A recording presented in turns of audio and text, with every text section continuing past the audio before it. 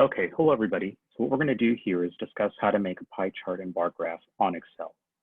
Now, first make sure that you're logged into Canvas, and then I'm going to click on Modules, and I'm going to scroll down over to Chapter 1 Excel Examples under the Chapter 1 Lecture Materials. When I click on that, it's going to try to open the file within Canvas, but we don't want that. What we want is to download the file to the desktop. So we're going to click on this link here that says Download Chapter 1 Excel Examples. Now I'm going to minimize my window and then open this file up. Now, if you don't have Excel, make sure that you look at the syllabus. The syllabus outlines how to get a free copy of Microsoft Office, which includes Excel, from the university. Okay. So I open up the Excel file and there's a bunch of different spreadsheets within here. So all the spreadsheets are tabulated at the bottom. Now I want to go to the very beginning so we can start with example 1.2 from the textbook, which is looking at pie charts. Okay, now a couple things. We want to make sure that Excel has everything operating and running. So before we begin, I'm going to click on Tools here at the very top and go down to where it says Excel Add-ins. And make sure that these two boxes are checked off, Analysis Toolpack and Solver Add-in. That's going to give us a lot of the software that's necessary to do statistical calculations. So I'm going to click OK. And I also want to make note of another thing. You can always add a new spreadsheet to an Excel file by clicking the plus button on the lower right-hand corner. And then you can title it by double-clicking on that tab, whatever you want to title it. Then hit Enter. And let's say you want to get rid of a spreadsheet. You can right-click over that, hit Delete, and then it's going to delete the spreadsheet for you. Okay. So now we're going to start with example 1.2 in the textbook, and I'm going to click on the tab that says example 1.2 pie chart. So this is on pages 17 and 18, and it gives us the breakdown of majors for 1.5 million full-time first-year college students in 2015. Okay, so I want to make note of how the data is outlined. The data is outlined by giving us two columns. The first column, which is column A, is the categories. Now, the categories have to have a title. So what are the categories? Well, the field of study. The second column is going to give us the percent breakdown for that field of study, and that's labeled percent of students. So it's really important that not only do we have the individual categories and their corresponding values, but that each column is titled. Okay. Now what I'm going to do is click and hold in the A1 cell, and then I'm going to drag to highlight all the data. Then I'm going to hit Insert, and we're going to go over to the little graph that looks like a pie chart here. Click on that, and we're going to select the first one within 2D pie. We're not going to be using any of the others. We'll select 2D pie here, and it's going to insert a pie chart for us. Now, notice the pie chart doesn't give us the percentage breakdown of everything. So what I'm going to do here in chart design is we have a bunch of options for various charts. I'm going to click on this little down arrow to display all the options. And specifically, I'm going to either select style 3, style 8, or style 11, because it has all the things that we need. It has the percentages, it has the titles, and it has the individual labels for the categories. Okay, so I'm just going to select style 3, and there's our bar chart. Now notice everything's kind of scrunched up.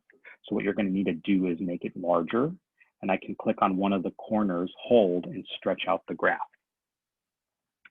Okay, now you can also change the colors if you'd like. What I'm going to do is just click on one of the edges of the graph, and then over here you're going to see something that says change color, and you can just go through any color palette that you'd like. I prefer the multicolored for pie charts, So let's say I pick that one, it gives me one option. I can pick this one, it gives me a different option. It doesn't really matter, to be honest with you.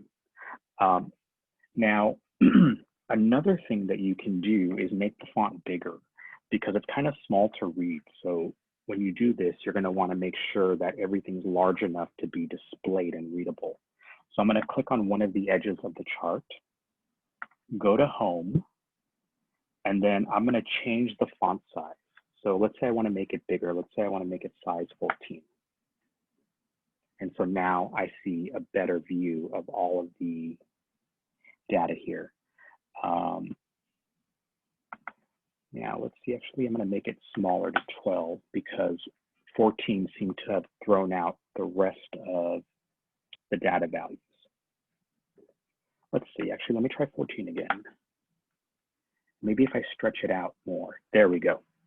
So you can still make it larger, you're just going to have to keep stretching out the graph so that way all of these labels right here on the side are displayed. Okay, so that's it. That's how you make a pie chart on Excel. Now what I'm going to do is go to the second tab and we're going to go through how to make a bar graph. So it's the same data from the last spreadsheet. Now what we're going to do again is click and hold and select all the data. And then we're going to go to Insert and go over to the column selection. This is one says statistical. This is something different. We're not going to click on this. We're going to click on the one that says column. And I'm going to select the first one that says 2D column. We're not going to use the other ones, just use 2D column here. And when I click on that, it inserts a bar graph for us. Now, again, we can stretch this out to make it bigger.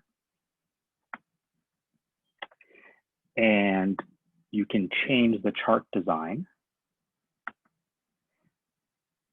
by clicking on the little arrow like we did earlier. And we have a bunch of different options. Now, the numerical values don't have to be displayed with the bar chart because we have the y-axis that's giving us a way to read the heights of the bars. What I did was I selected style 3. And you can select other styles if you'd like. There are styles within here that will print the height of the bars, but it may not give you the y-axis. I prefer the other way, where you have the y-axis given to you right here. You could always insert the actual data values by double-clicking on one of the bars, right-click, and then click Add Data Labels. And that'll give you the heights for all the different percentages. That's not required for you to do, but if you'd like to, you can always go ahead and do that. Now, like we did earlier, you can always change the colors if you like. It doesn't matter which one you pick. I'm just going to keep this as is right now. So next, what I'm going to do is make the font bigger because it's very small. So click on one of the edges, go to Home, and I'm going to change the font. Let's say size 14. And we're going to stretch out the graph so we can make sure that it's readable. Okay, and that's pretty much how we do a bar chart or bar graph. Now, the last one is a bar graph, but it's a special kind of bar graph. So I'm going to click on the third tab here that says Pareto chart. A Pareto chart is a bar graph where the bars are organized from largest to smallest, going left to right. So first, you're going to want to make sure the data is highlighted, and then we're going to right-click within the data.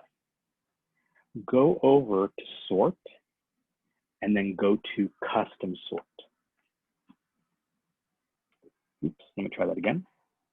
Right-click, go to Sort, and then Custom Sort. And then we're going to select the column that we want to sort. Now we're going to sort the percent column. And we want to go not from smallest to largest here. We want to go from largest to smallest because a Pareto chart is a bar graph that goes from largest to smallest. Click OK, and what it's going to do is shuffle everything around, including the corresponding categories. All right, so with the data being highlighted, what we're going to do is go to Insert, click on the column. We're going to select the first one within 2D column, and then now we go ahead and have our Pareto chart, which organizes this from most popular to least popular. Okay, so just like we did last time, we can always change the style. I'm just going to use style 3. Okay, if you'd like, you can add the numerical values, the data labels. Oops, by double clicking on one of the bars, right clicking, and then putting add data labels. Okay, now the font's very small. So what I'm going to do is click on one of the edges, go to home, and I'm going to change the font, let's say to size 14, and then we can always stretch out the graph. So that way we can go ahead and see everything that's displayed. Okay, so that's pretty much basically it. That's how we do a pie chart, a bar graph, and a Pareto chart. The last thing that I should note here is that in the pie chart, it's giving us all the percentages that are rounded to the nearest whole percent. And that's just the default that Excel uses when it does this. Okay, so that's pretty much it. What we're going to go ahead and do, or what I'm going to go ahead and have you do, is you're going to make a bar graph. Oops, I'm sorry. For example, 1.3, which is, and that's the 4th tab at the bottom, pages 18 through 19. What you're going to go ahead and do is make a Pareto chart for this data. And then for apply your knowledge number 1.5, which is on pages 20 through 21, you're going to go ahead and first make a bar graph for the data.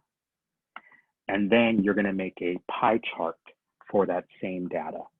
And 1.3 through 1.5, we're going to go over in class, but I won't be going over the Excel demonstration in class.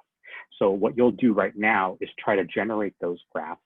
And then in class, after we're done with lecture, if you're having any trouble with Excel, I'll go ahead and stay after and help you out.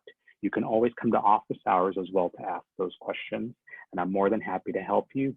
But when I help you on Excel, you're going to probably want to make sure that you share your screen with me. Okay, so that's it. And if you have any questions, let me know. Take care.